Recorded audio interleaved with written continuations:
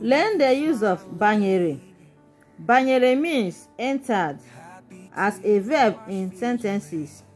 We are going to use this verb banyere, meaning entered in English, to make sentences now. Igbo English.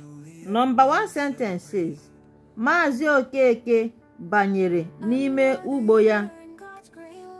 Maazị Okeke banyere n'ime ugbo ya. Remember, if you don't want to call it ugbo, you call it ubi. Draw the same thing. Meaning, Maazị Okeke entered inside his farm.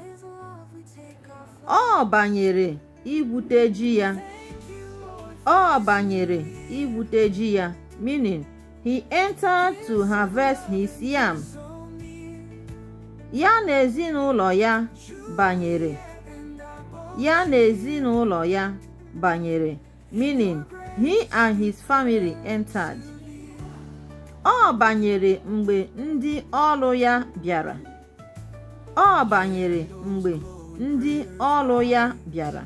Meaning, he entered when his workers came. You can see that banyere means entered in English. It is our verb. That's why we underlined them. We also use the same color marker to identify same words, both in Igbo and in English, for easy understanding. Like and share our videos. Follow us for more. Bye.